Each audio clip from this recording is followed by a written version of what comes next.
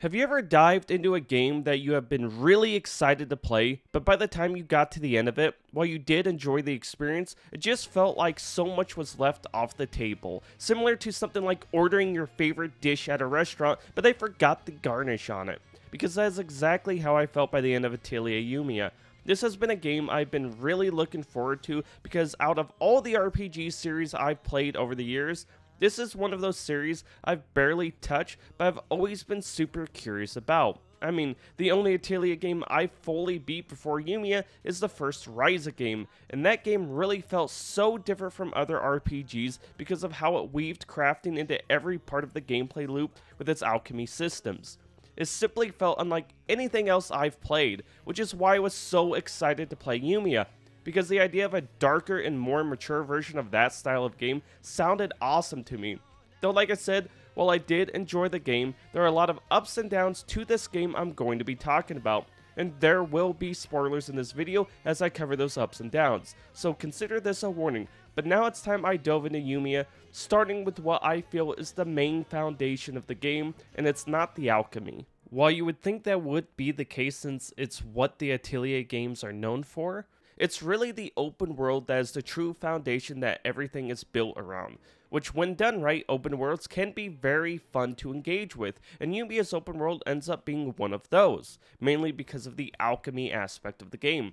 The reason I say this is because no matter where you are going or what you are doing in the game, you are constantly collecting the resources needed to perform alchemy, from fighting enemies, opening chests, and so on. You're almost always getting something for alchemy, and this progression of gathering resources really feels good throughout the entire game. Something about the simplicity in seeing those resources go up and discovering new things to use in alchemy simply never got old to me, which I was happy to see because without the alchemy aspect of the game, this open world could have got boring pretty fast because the actual activities you engage with can get pretty repetitive. Since like most open world games, you have these checklist type activities you will be doing over and over again as you move from region to region in the game, which includes things such as clearing out ruins by finding all the chests in them, getting keys to open treasure troves that can give you unique items, discovering material gathering and monster den spots, finding fast travel points, and more. But out of all of these different activities you could do, some of them try to add a sense of variety through some dynamic puzzle elements. Basically, as you're exploring, you will come across switches, chests, and these shrines of prayers that will have puzzles attached to them that have to be solved, which are a power supply puzzle that has you flipping squares to connect the power, a lock-in puzzle where you need to guide the power to the outside, and this copy puzzle where you have to match the order that the circles get highlighted in. Now, what I found interesting about these puzzles is that they are randomly generated. If you go into a puzzle and back out of it, it will be completely different going back into it. And I really liked this idea because it can make repeated playthroughs not so repetitive, but the problem is there's only 3 different kinds of puzzles. If they could have squeezed out like 2 or 3 more kinds of puzzles, it could have went a long ways for taking these checklist type activities and made them much more interesting to engage with. And that's kind of how the whole game is. So many good ideas that are just 1 or 2 steps away from being okay to being amazing. Like, let's take a look at chests you find in the world, for example. These can be locked behind a seal that could be broken by doing stuff like defeating a certain enemy or shooting switches. This is a good idea. Having an enemy somewhere or switches hidden around makes you have to explore, which while you're exploring, you're collecting resources to fuel your alchemy. So this is a good idea. The problem is that there's almost no exploration needed at all for dealing with these things, which when it comes to enemies, I don't really care if the enemy I fight is standing right in front of the chest. That's whatever to me, but these switches you have to shoot about 99% of the time are completely visible when standing by the chest. Like, at least try to hide these things a little better. There's a few in the game where they do that and it's great, but it's so rare it hardly matters. It's like, don't be afraid to let me engage with the game a little more, because at that point, why even have the seal on the chest? Or even when you look at these block puzzles, if you want to call them that. I'm not sure why some of them even exist in the game. Like, look at this one. I have to take this block and drop it on the switch so I can go through the locked door right in front of the block and switch. This is extremely lazy game design of the highest order for no reason, and it's a shame, because the idea of needing a block to open a door isn't bad, it's just poorly executed. Like if they made it look like a simple puzzle, but in reality dropping the block then uncovered a hidden switch somewhere in the building that you need to find and shoot, that would be cool. Though there is one thing they do a really good job nailing variety with in the open world, and that's the pioneering effort. So the pioneering effort is basically your optional checklist of things you need to do across a region, like fighting monsters, using character skills, scanning vials, building or crafting items, and you get the point. It's like a jack of all trades challenge list, and it rewards with a variety of stuff that introduces new mechanics to the game, like the ability to set up camps where you can rest and chat with party members, and my personal favorite, new ammo types for Yumia's gun staff, so you can access areas that were blocked off to you before. Which there's something about returning to an area that I couldn't access before hours later that just gets me hyped to see what's hidden away. But I suppose that's enough about the open world for now. The rest I have to say about it will be referenced in the other mechanics of the game. There's no better place to start than the alchemy. Alchemy plays a huge part in the game in two different ways. The first is your on-the-spot alchemy you can do when out exploring the world, which no matter where you are at, you can craft a variety of items like bandages for healing after battles, repair kits that fix broken chests or ladders, even stuff like paint that is used to change the color of items that you place at the many different base locations available to you. Which these on-the-fly recipes are earned from things like completing pioneering effort goals and side quests. But crafting on the fly does have a cost outside of just materials. There's an energy mechanic in the game where certain actions causes it to drain, like falling from great heights or the on-the-fly crafting I just mentioned. But why does this matter? Well, it matters because your main objective as you move through the game is to clear out these areas known as mana-bound areas. These areas drain your energy over time as you work your way through them. I love this idea because it can add some tension or dread to the areas you explore, which lends itself well to the dark tone the game is going for. But unfortunately, this mechanic ends up being nothing more than a cosmetic item on the screen. At no point did I ever come close to running out of energy, and I played on very hard, which I'll have a few things to say about later on. But this is once again, just like everything else, just a few steps away from being a great idea well executed. Because wrapping back around to the alchemy you can do anywhere, you can unlock an item that can store resources to replenish this energy. This could have been a high valuable resource that could have been great in a pinch, but between stuff like the random flowers you can find that restores energy, and just how little energy is actually used for anything in the game, it's just an item that will never be used because it's simply not needed in any capacity. Anyways, to continue on from there, there is also one last thing I want to touch on with the alchemy you could do out in the world. Way later on in the game, you have to do alchemy on the spot to progress through the story.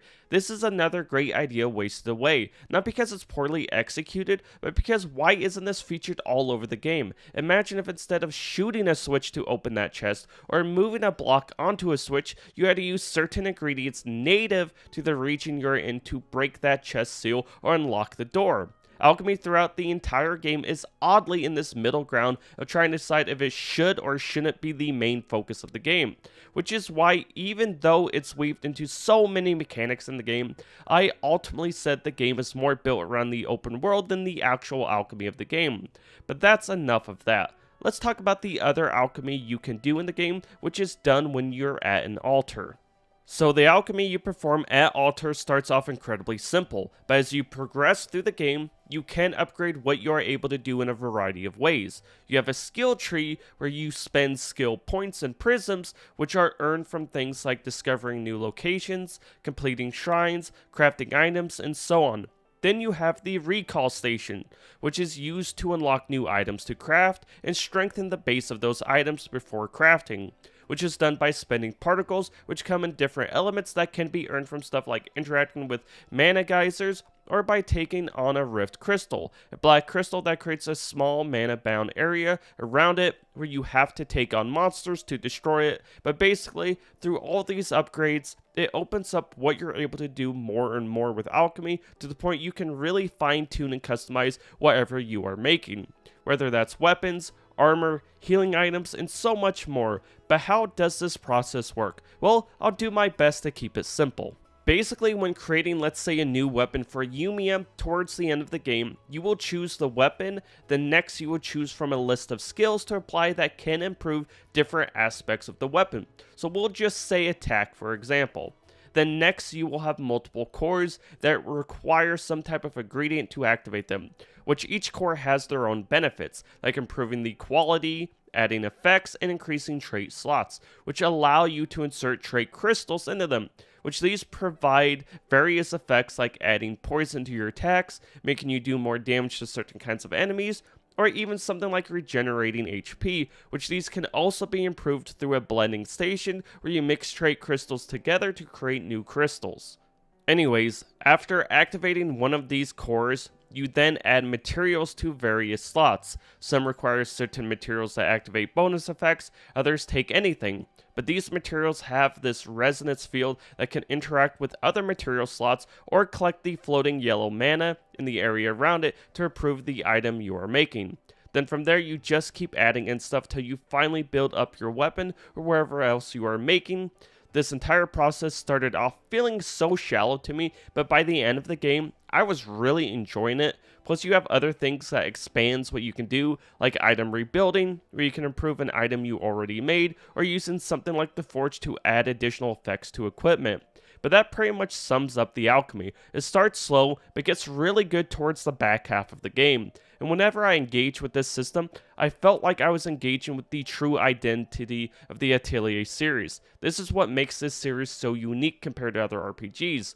Though with that said, it's time to talk about what I'm most mixed about when it comes to the game, which is the combat.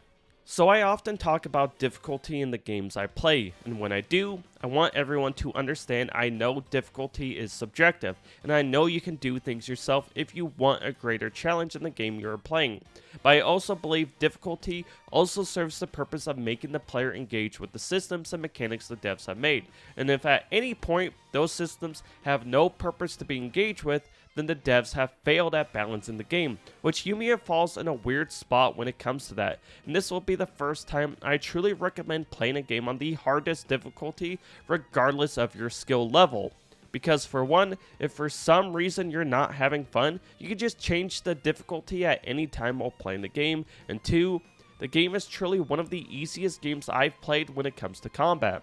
When I review games, I always play on normal. Then I might mess with a higher difficulty before jumping into a review. But this is the first time where I had to jump up to the hardest difficulty just to be able to engage with the combat and its mechanics without just blowing through the enemies I was fighting. Because there are some really cool ideas here with the combat, they just don't get a great chance to shine outside of boss battles, which by the way are fantastic to me. But what are the mechanics to combat? Well, the combat takes place in a circular type area where you can move your character around the enemy in a circle, with the ability to move back and forth between an inner and outer row. These rows serve a variety of purposes. For example, with Yumia, when she's in the inner circle, her attacks are physical base, but when she's in the outer row, her attacks are magic base, which depending on the enemy you are fighting, they will have this symbol with a number above their head that represents their weakness. Hitting them with their weakness will lower this number till they are stunned, which has a variety of benefits. The biggest being that you can then use an elemental weapon to deal massive damage through what is known as a friend action, which is where two characters that have the same elemental weapon equipped attacks together, which is kind of your goal in these fights. It's to drain these symbols so you can land these friend actions, but there's other mechanics that also greatly help as well.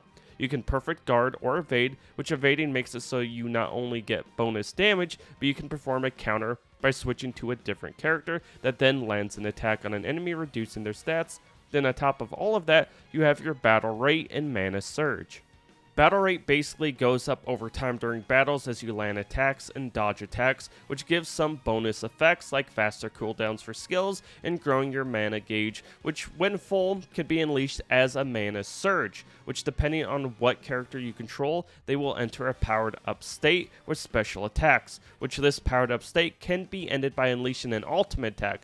Though if you mess around too long, your health will begin to drain and your character may eventually go down. Then lastly, each character has very unique mechanics that can make them very different to play. Yumia builds up mana flow, which the higher it goes, the greater the effect the item she uses will have.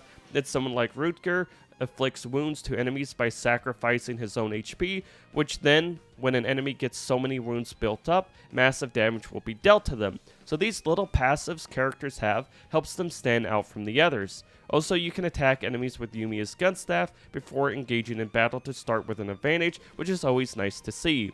But while I like all of this, there's just so much I dislike as well. The enemy variety is not good at all. You're basically fighting reskin enemies constantly through the entire game, and they hardly feel any different to fight from each other. And it sucks, because enemies have some cool mechanics themselves. You can have group battles where your team is split fighting enemies on their own. You have battles where all the enemies are together, and instead of going down individually, they all share a health bar and all go down at once, which they can do group attacks when like this, which you get these Final Fantasy XIV type ground mechanics where you need to get out of the area to avoid damage unless you just dodge, which there isn't an attack in this game that can't be dodged, which is kind of broken. It would have been cool if these ground attacks had to be avoided by moving out of the area, and if you couldn't make it, you had to time a perfect block to keep the damage down. Then also the battle camera is horrible. It can be hard at times to even see what is going on, and made me wish they would have either went with a full turn-based style combat or made it an open field full-on action system, because it just ends up feeling so awkward at times. But despite that, the boss battles are really fun, and when you are engaging with all the mechanics the game offers in these fights, it truly is a great combat experience that I just wish the rest of the game could have had. Like, at least give me a super boss to hunt down, but maybe we can get something like that in a future DLC. But I suppose it's time I finally get to that initial thing that intrigued me the most when first hearing about the game, the darker story. So the story is basically about Yumia being a part of an expedition to discover what happened to a fallen empire, and in doing this, she hopes to discover the truth about how she truly feels when it comes to alchemy and whether alchemy is actually evil. Now, throughout the first region of the game, I was pretty mixed on whether I actually liked the story or not. Despite the dark undertones, it felt surprisingly upbeat, and the normal side quest just wasn't doing much for me. But as party members started to join, and I got into their side quests, along with how their backgrounds mixed into the main plot of the story, I really started to enjoy the story more, with the overall story of Nina being my favorite in the entire game. Her story is just so well done, and that's not to take anything away from the other characters, since all of them have their own background that is interesting, just not as much as Nina's. Then later on, the game actually gets pretty dark and has a few moments where I'm just like, now that is cool. This is what I wanted from this story. Definitely with how the characters interact and grow with each other through the story, like Yumia and Ida's friendship. Though if I had to pinpoint down my biggest disappointment, it would probably be the final boss. Not that the fight or how it plays out wasn't good, but I just didn't feel much towards him as a villain. Like, I wish we engaged with him more throughout the story outside of one cutscene. But then you have the trio of villains under him that are all fantastic. I would have gladly took any of those three as the main villain of the story, because all of them are great in their own ways. Though I suppose I'm being a little nitpicky here, though I will say I really do wish the game had English voice acting. Reading subtitles for 70 plus hours in a game is not my favorite thing to do. Definitely when they clearly put a lot of work into the character expressions, though I suppose I'll forgive them since this soundtrack is so damn good in this game. Seriously, it might actually be the best part about the game, unlike the performance. Performance for me was very shoddy on my Xbox Series X, but not in a frame rate dropping kind of way. No, in my game crashed a lot kind of way. I probably experienced over 30 crashes while playing. Not sure what was causing this to happen, since most of them happened while I walked away to do something for 5 minutes, but these crashes were annoying. It caused me to overly save my game. Definitely when I was working on building my bases, just because I wasn't sure if it would happen or not. Which, by the way, the base building is okay, it's nothing special, but I enjoyed messing around with it, and there are some cool benefits to building them, since the more you build in a region, the higher the comfort level gets, which then gives you bonus benefits after resting, like increased stats, not to mention the various special buildings you can unlock that could do things like duplicate items. But getting back to my performance woes, one of the strangest things about it was once I cleared the final mana bound area in the game, they almost completely stopped happening. So maybe that was the cause, but who knows? I just know it sucked, which it's the opposite thing I would say about the UI. The UI in the game is awesome and might be one of my favorites I've seen in a game. The way the camera sways around the characters and the menus is really well done and has a ton of style without taking away functionality. Though I will say the Shrines upgrade system menu can be a little confusing, because you see, those shrines I mentioned earlier give you prisms, which can then be spent at any of those shrines for special upgrades to the energy system. So you can increase energy, use less energy, and upgrade your motorcycle, which is fun to drive around with and makes gathering resources much faster. But the motorcycle upgrades is strange because after the first few levels of that column, the rest of the upgrades switch to upgrades that benefit Yumia herself, like giving her the ability to triple jump, but it's just not well explained at all. It took me a second to figure out why my motorcycle couldn't triple jump. Though with all that said, despite the ups and downs I had with the game, I really enjoyed it and I do recommend it. If not right now, then later on after some patches and even a discount, because it does have some really great ideas that I really hope to see get fleshed out some more if they make a sequel, because there's nothing I dislike more in a game than wasted potential.